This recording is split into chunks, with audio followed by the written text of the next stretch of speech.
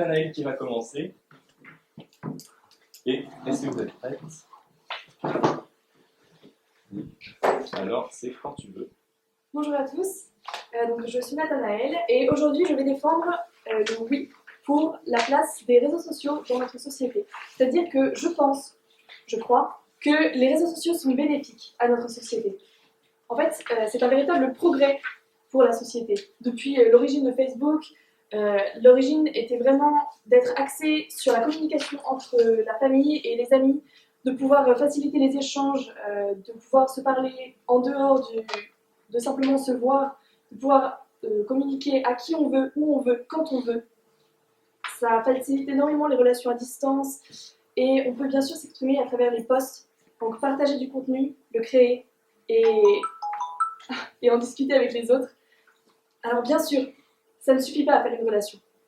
Parce que la communication, ce n'est pas seulement discuter par texto et ne pas être forcément en soi-même, mais donc il ne faut surtout pas oublier, il ne faut pas mettre ces relations seulement en virtuel et il faut vraiment privilégier aussi le contact visuel.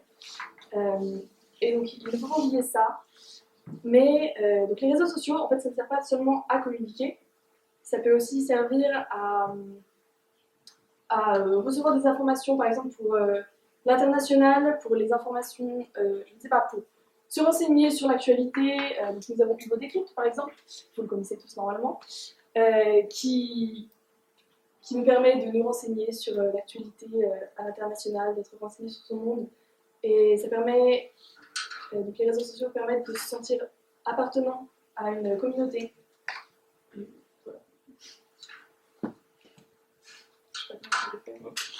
On va passer à Lilia.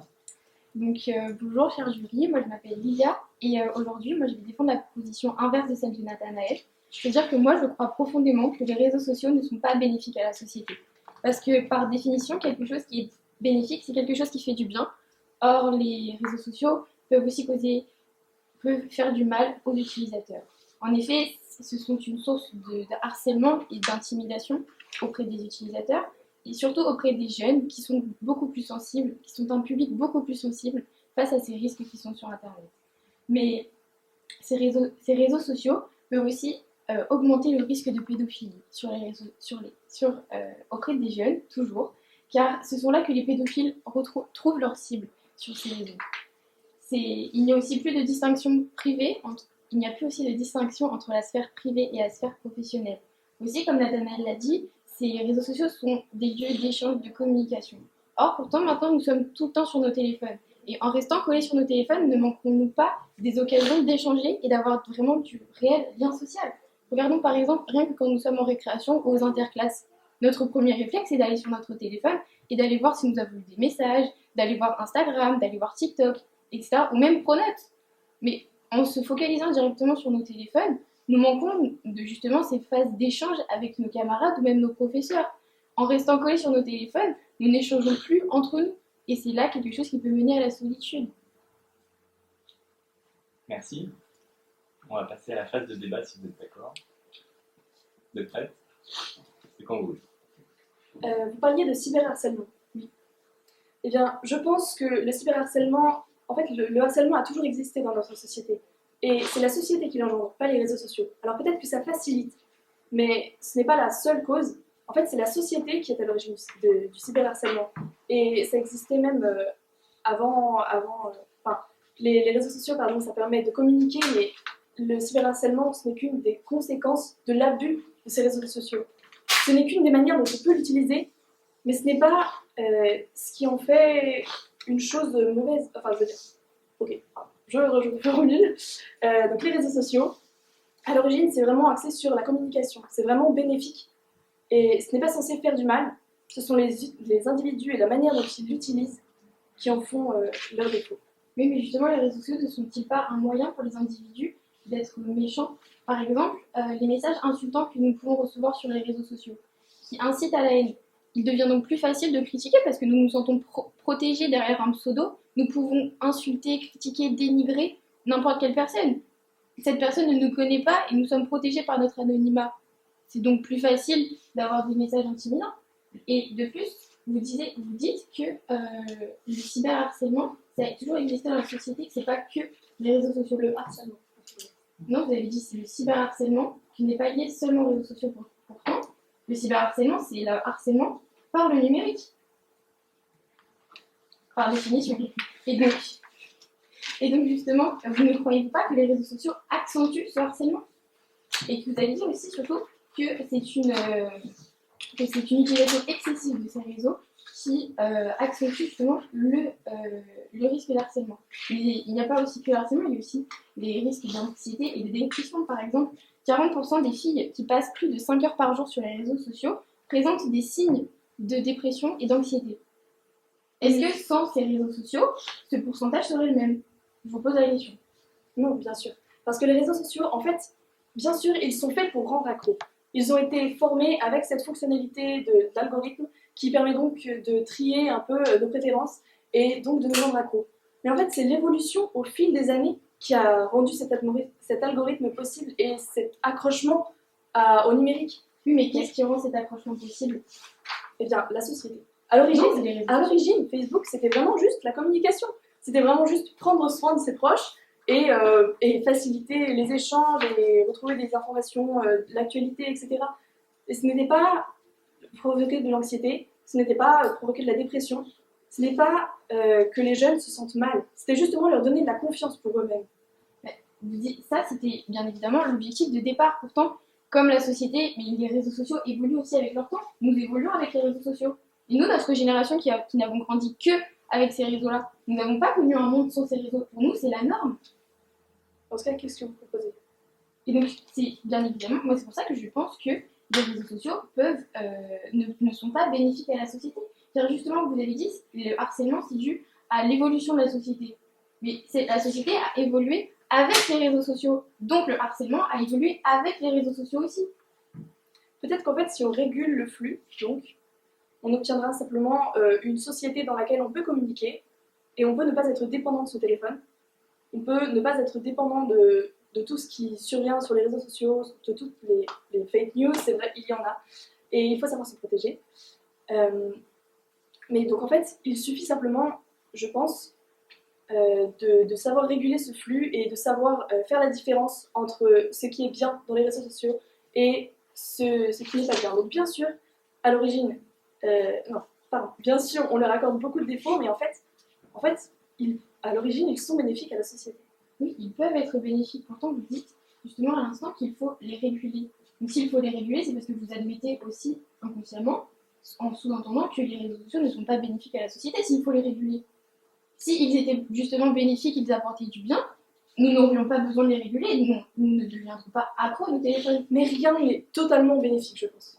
Mais par exemple, rien que lire des livres, c'est génial. Je vous avoue, moi je suis consommatrice de livres, hein, c'est connu.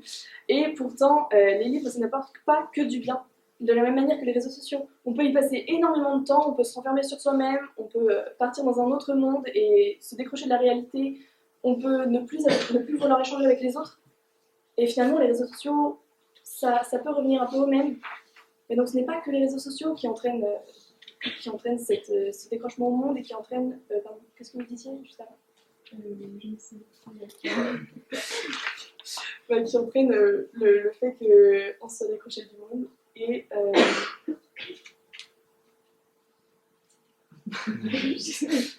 Bon, on va revenir sur un autre argument.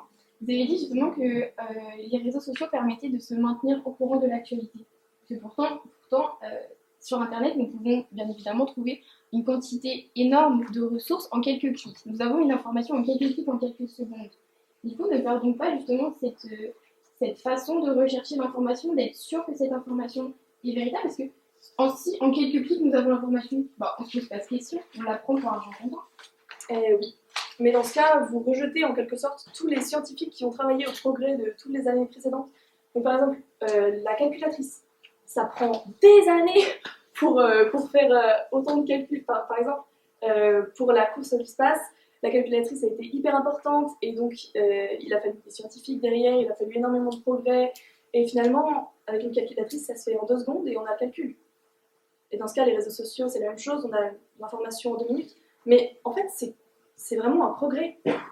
Donc on ne peut pas rejeter toute forme de progrès et on ne peut pas ne pas faire avancer la société non plus. Alors bien sûr, on peut aider les générations d'avant, enfin, les personnes âgées, etc., qui ont du mal à s'adapter, on peut les aider à se raccrocher à la société actuelle. Mais bien sûr, c'est très compliqué, même moi parfois j'ai encore du mal à m'adapter, mais ça reste bénéfique. Mais du coup, ne pensez-vous pas que les réseaux peuvent être discriminants justement auprès de ces personnes âgées qui ne peuvent pas faire face à la transition des numériques? Par exemple, pendant le confinement, dans les EHPAD, des visios ont été organisées pour justement que les personnes âgées soient en contact avec leur famille parce qu'ils ne pouvaient pas les voir. Mais si ces personnes-là n'étaient pas en EHPAD, est-ce qu'elles auraient vraiment pu utiliser les outils du numérique pour contacter leur famille? Peut-être pas, mais justement, c'est grâce au numérique, c'est grâce aux réseaux sociaux qu'ils ont pu revoir leur famille. Oui, mais du coup, dans un sens, c'est assez discriminant parce que ces personnes-là sont obligées d'être accompagnées pour avoir accès à ces ressources. Finalement, heureusement, même les enfants ont besoin d'être accompagnés. Oui, mais nous, les enfants, nous avons grandi avec cette société. Entre guillemets, c'est quelque chose qui nous paraît normal. Nous apprenons à utiliser les réseaux sociaux comme nous apprenons à lire et écrire, alors que ces personnes âgées-là, non. Mais justement, ça leur permet de se raccrocher à la société. Oui, mais comment font-ils s'ils n'y arrivent pas à se raccrocher à la société? Parce que vous l'avez vous-même avoué que les réseaux sociaux sont quelque chose de très compliqué et que vous-même, vous aviez du mal à vous y faire. Ces personnes-là sont encore plus démunies et ils ne connaissent pas, n'ont pas toutes les connaissances que nous avons sur le sujet. Mais c'est pour ça qu'on peut les aider. En fait, on a autant de moyens de les aider que nous. Enfin, peut-être qu'on est avec les réseaux sociaux, mais on apprend toujours à s'en servir et les réseaux sociaux évoluent avec nous. Donc, par exemple, je suis née sans téléphone, j'ai eu mon téléphone en 3e, et en fait, c'est à partir de la 3e que j'ai commencé à comprendre. Et mes grands-parents, c'est pareil, ils ont eu leur téléphone il y a peu de temps, et maintenant, ils commencent à s'y faire peu à peu. Donc, peut-être que ça prend un peu de temps, mais ça marche. Mais il y aura toujours un retard, du coup. Pas forcément. Bon, à part quand on aura les grandes vitres là, enfin les écrans ou la télépathie, je ne sais pas. Mais tant qu'on a encore la télépathie, je pense que les réseaux sociaux sont la meilleure méthode pour garder ce lien avec les proches éloignés et avec même de faire le lien entre les générations. Oui, mais justement, en gardant le lien avec ces personnes éloignées, est-ce que justement, je reviens sur mon argument que j'ai exposé tout à l'heure, est-ce que nous n'oublions pas les personnes qui sont à côté de nous, en voulant tout le temps avoir du contact avec ceux qui sont loin, ceux qui ne sont pas disponibles? Nous oublions ceux qui sont juste devant nous? Ah, je pense, pardonnez-moi, mais comme vous le disiez tout à l'heure, à chaque pause, vous sortez votre téléphone, vous scrollez sur Insta. Effectivement, il faut savoir réguler ce flux. Mais, comme je le disais encore, il y a d'autres moyens. Donc, par exemple, on peut rire d'une simple publication, on peut suivre la vie des autres sur Instagram, et on peut non seulement commenter, mais on peut aussi déployer tous les événements qu'on a fait ensemble. Et finalement, ça retrace un peu notre vie, c'est un peu comme un journal intime. C'est juste qu'on le partage, mais on partage ce qu'on veut, et on peut en faire ce qu'on veut. Et finalement, oui, c'est ça, c'est un journal intime. Oui, mais justement, avec ce journal intime que nous exposons aux yeux de tous, est-ce que nous ne sommes pas plutôt dans le paraître plutôt que l'être? Nous renvoyons seulement une image aux autres. Les autres ont une image de nous sur les réseaux sociaux. Ah, cette personne-là, oh, elle est belle dès le matin, waouh, elle a les cheveux déjà coiffés alors qu'elle vient de se réveiller. Mais moi, je ne suis pas comme ça. Et donc, au final, nous ne renvoyons qu'une image. Ce n'est pas la véritable personne, notre véritable identité que nous renvoyons sur les réseaux sociaux. Nous choisissons ce que nous disons. Nous choisissons ce que nous ne disons pas non plus. Effectivement. Kevin Résumé déclare que les médias sociaux sont géniaux parce que je peux en quelque sorte me peindre comme je veux que les gens me voient. Et c'est vrai que les réseaux sociaux peuvent permettre une certaine forme de superficialité, mais finalement, on n'est pas obligé de dire tout ce qu'on pense non plus. On n'est pas obligé de, comme je le disais hier, lundi, on n'est pas obligé de dire vraiment tout ce qu'on veut, enfin, tous nos problèmes, etc. On peut simplement dire ce qui nous pousse à être joyeux, ce qu'on veut être au vu des autres. Et finalement, ce n'est pas peindre une image, c'est simplement renvoyer une belle image de nous et c'est plutôt positif. Mais en voulant justement renvoyer une belle image de nous, quel est le ressenti des personnes qui voient notre publication? Les réseaux sociaux ne sont-ils pas un facteur de la baisse de l'estime de soi, de la baisse de la confiance en soi? Ou à l'inverse, du gain de confiance en soi. Parce que même si on a du mal à se l'avouer, le petit cœur sur la photo, ça fait toujours plaisir. Et la réponse à la story, c'est pareil. En fait, on est quand même heureux de voir que les gens tiennent à nous, parce que simplement, ils n'ont pas seulement liké notre photo, mais ils nous ont répondu, et ça a entraîné une longue conversation de, je sais pas, peut-être jusqu'à 1h du matin. Alors, en fait, ça permet vraiment de garder un lien. Oui, mais là, je reviens vraiment sur l'estime de soi. Si nous sommes habitués à avoir des corps parfaits sur les réseaux sociaux, est-ce que vous ne pensez pas que justement on va avoir plus tendance à complexer sur notre propre corps?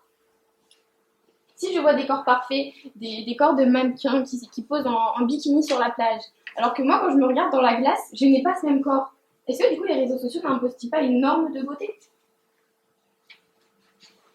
Probablement. Mais comme je le disais tout à l'heure, en fait, on montre l'image qu'on veut. Et on n'est pas obligé de... Enfin, il y a d'autres moyens d'avoir confiance en soi et on n'est pas obligé de regarder des photos de bikini sur la plage. Ça dépend de chacun, ça dépend des goûts de chacun. Et finalement, ça, ce sont les normes de la société. Mais les réseaux sociaux ne sont pas là que pour refléter des normes de la société. Et vraiment, à l'origine, donc je le redis encore et encore, pardon, mais c'était vraiment pour communiquer. Oui, mais maintenant cet objectif-là a changé. Mais on peut en faire ce qu'on veut. Ben, on peut faire ce qu'on veut, donc on peut l'utiliser de la mauvaise façon. Si nous pouvons faire ce que nous en voulons. Je note que les réseaux sociaux ont pourtant offert de nombreuses opportunités, de nouveaux métiers. Par exemple, toutes les célébrités qui veulent maintenant se faire connaître peuvent passer par les réseaux sociaux. Et c'est un véritable atout. Je citerai une étude des EBT Times qui dit que l'ère numérique a donné naissance à une nouvelle forme de célébrité, où la popularité ne se mesure non seulement par les chiffres du box-office, mais aussi par l'ampleur du nombre d'abonnés en ligne. Effectivement, on peut suivre n'importe quelle célébrité et on n'est pas obligé de se comparer à son corps, mais simplement parce qu'on l'aime bien, on peut suivre sa vie. Et je citerai aussi Billy Porter qui dit qu'il essaie d'embrasser les réseaux sociaux parce qu'il donne aux artistes un peu plus de pouvoir qu'ils n'en avaient dans le passé. Et finalement, les réseaux sociaux offrent vraiment une merveilleuse opportunité et ouvrent de nombreux métiers, de nombreux artistes se lancent sur les réseaux sociaux pour se faire connaître, comme les jeunes rappeurs. On avait un dans ma classe en seconde, peut-être pas un super niveau, mais c'était un bon début. Oui, mais justement, vous dites que les réseaux sociaux permettent de créer de nouveaux emplois. Cependant, les réseaux sociaux sont, par définition, un progrès technique, l'amélioration de quelque chose qui était déjà présent. Mais le progrès technique permet aussi un aspect de destruction d'emplois. Mais je crois que donc les réseaux sociaux créent des emplois, mais ils en détruisent aussi. Et je crois que les métiers qui sont détruits sont largement compensés. Ah oui, vous êtes sûr? Alors, personnellement, je ne veux pas m'orienter dans un travail dans les réseaux sociaux. Et je sais de quoi je parle en disant que l'impact des réseaux sociaux peut briser des emplois. Par exemple, l'édition. J'étais à un atelier d'écriture hier. Et effectivement, les éditeurs peuvent perdre leur emploi par le détachement des livres de la génération présente. Et peut-être qu'ils peuvent avoir un impact assez péjoratif sur leur lecture et leur culture. Mais en fait, c'est ce qu'on pense par le fait qu'ils peuvent se renseigner autrement. Et par le fait que d'autres peuvent se lancer dans l'art, par exemple, s'ils ont toujours voulu être artistes, eh bien, ils peuvent se lancer sur les réseaux sociaux et ils peuvent tenter leur chance. Et ça contribue à changer la société, mais ça fait partie de la vie. D'accord, j'avais juste un autre argument. Vous dites que les réseaux sociaux peuvent être bénéfiques à la société. Mais qu'en est-il de l'environnement, puisque les réseaux sociaux sont très polluants, rien que du fait des data centers? Mais justement, les réseaux sociaux peuvent également sensibiliser sur des sujets cruciaux. Par exemple, il y a des vidéos qui passent sur des gens qui nettoient les rivières, et donc qui se filment pour sensibiliser sur ces sujets. Alors, bien sûr, il y a une énorme consommation d'énergie, de charbon de téléphone, etc. Mais en fait, si on régule notre flux, encore une fois, on arrive à limiter notre consommation, on arrive à ne pas dépenser autant que ce qui serait possible. Vous venez de dire à l'instant que les réseaux sociaux permettent justement de sensibiliser le public.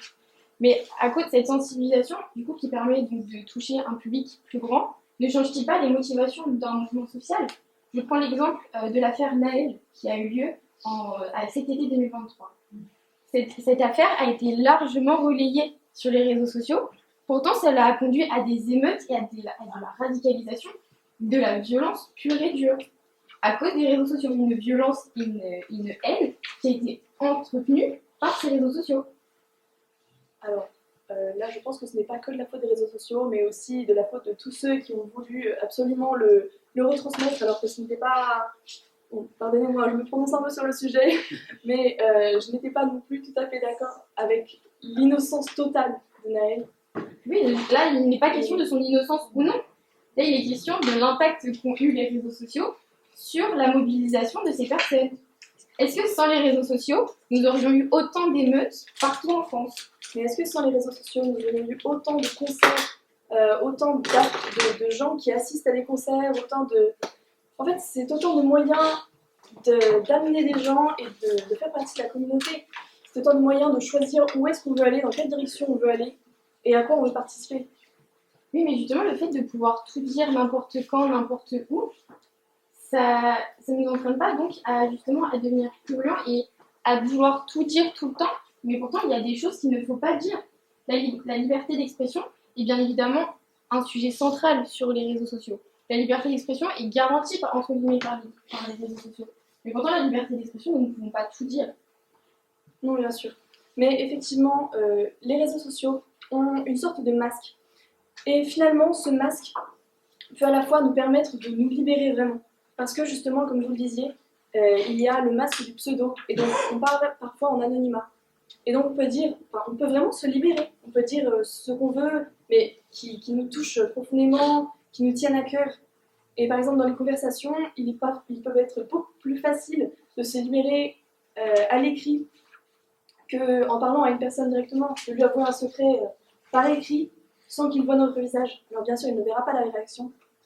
Mais finalement, ça permet de se libérer d'une certaine manière. Ouais, c'est bien, mais pourquoi ne pas donc écrire une lettre si c'est plus facile par écrit? Pourquoi forcément utiliser les réseaux sociaux?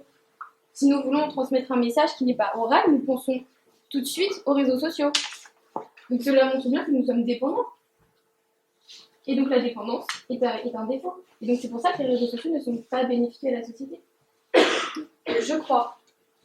Imaginez un monde figé dans le passé où on est obligé d'écrire des lettres. Alors, bien sûr, j'aime énormément écrire des lettres. Mais imaginez ce monde dans lequel, par exemple, on croise une personne un jour, et c'est peut-être l'élu de votre cœur, et vous la voyez passer, et finalement, vous ne pouvez plus jamais la revoir. Alors que vous lui avez parlé 2 minutes et vous savez que c'est la bonne. Eh bien, grâce aux réseaux sociaux, on peut retrouver cette personne dans le monde actuel. Et on peut continuer cette relation, on peut, encore une fois, garder ces liens. Et alors, bien sûr, on a besoin des autres, et on a besoin de cet aspect, de ce respect, de cet amour. Et on ne peut pas se passer des réseaux sociaux. On ne peut pas simplement faire abstraction de la société, et on est obligé d'y entrer d'une certaine manière. Alors, les réseaux sociaux sont un moyen de s'y accrocher et d'en faire partie. Justement, vous dites que les réseaux sociaux sont un moyen. Je dis mon dernier argument et après, je vous dis justement que les réseaux sociaux sont un moyen de s'intégrer à la société. Mais ce n'est pas aussi un facteur de pression sociale. Est-ce que pour faire partie d'un groupe, nous avons forcément besoin d'avoir les réseaux sociaux? Je prends mon exemple personnel. Quand j'étais au collège, je n'avais pas les réseaux sociaux. Pourtant, à cause de cela, du coup, je ne pouvais pas avoir accès aux informations, par exemple si un cours était déplacé ou s'il y avait des devoirs. Je n'étais pas non plus au courant de l'ambiance de la classe. Si la classe avait rigolé pendant une soirée sur un sujet et que moi j'arrivais le lendemain en cours et je n'avais pas suivi ce sujet-là, je me sentais à l'écart, justement. Et donc les réseaux sociaux permettent certes d'intégrer de nouvelles personnes, mais seulement d'intégrer les personnes qui ont eux-mêmes les réseaux sociaux. Oui. Eh bien, j'étais exactement dans le même cas que vous. La différence, c'est que moi, quand j'arrivais le matin, les gens me répondaient et me disaient ah ouais, il s'est passé ça, mais t'inquiète pas, c'est pas très grave, voilà. Et finalement, je pouvais continuer à vivre avec eux la journée et tout allait bien, sans problème, Oui, mais à force, ne vous sentiez pas vous un peu mise à l'écart? parfois. Mais Bah, voilà, donc c'est pour ça que les réseaux sociaux sont néfastes, car Mais- ils nous mettent à l'écart. Parce que leur pression, nous sommes donc obligés par la société, nous sommes contraints d'avoir les réseaux sociaux. Mais finalement, je ne m'en sentais pas délaissée pour autant. J'avais toujours mes amis qui étaient là et qui me parlaient dans la vraie vie et en fait, ça ne changeait rien au fait que les gens parlaient sur les réseaux sociaux. Qu'est-ce que je disais? Dans la vraie vie. Ok. On va parler dans la vraie vie. Attends, non. Pardon, est-ce que vous pourriez répéter, donc vous disiez les horaires de cours, etc. Non, je disais que... je sais pas exactement Moi, les... j'ai été laissée par... Justement que si... Je pense qu'on a compris votre réponse et comme on déborde un tout petit peu, on va s'arrêter là et on va vous laisser conclure. Donc, est-ce qu'il y en a une qui peut commencer pour la conclusion? Donc, tu as 2 minutes quand tu veux. Eh bien, je dirais simplement que l'on se trompe de méchants, affublant les réseaux de quantité de défauts. Mais ils conservent nos liens, furent créés pour notre bien. Ainsi nous sommes les matelots du majestueux même bateau. Laissons-le donc nous emporter, surfant sur ce flux de données. Vous le disant par d'autres mots, c'est pourquoi je crois les réseaux bénéfiques à la société. Mesdames, messieurs les jurés, à vous de faire la vérité. On s'arrête là? Ok. Lydia? Bien, je vous remercie tout d'abord pour votre réponse, ma foi, fort poétique. Pourtant, les réseaux sociaux ne sont pour moi quelque chose qui sont très néfastes à la société car ils engendrent harcèlement, discrimination, pression sociale. Mais nous avons oublié aussi un aspect essentiel de ce débat, c'est-à-dire le vol de données. Car en effet, les réseaux sociaux sont un point central de la cybercriminalité et aussi cela détourne les mouvements sociaux de leur objectif de base, incitant ainsi à la haine, à la violence et à la destruction. C'est pour ça que les réseaux sociaux sont néfastes pour la société. Certes, leur objectif de base était le lien social, cependant, force est de constater que ce n'est plus leur objectif actuel et que leur motivation a changé et que désormais, ce sont les jeunes générations qui en pâtissent justement de ces évolutions. Nous devons mettre en œuvre des mesures pour protéger les futures générations des dangers que représentent les réseaux sociaux, car c'est quelque chose de très néfaste et la société peut parfois reculer à cause de ces réseaux sociaux. Je te remercie. Le jury va avoir un temps de discussion de 5 minutes.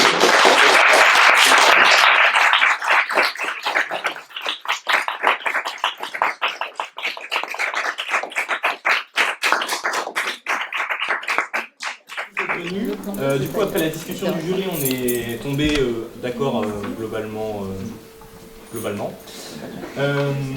Du coup, la grande gagnante du concours d'éloquence du lycée André Morat 2024 est Lilia.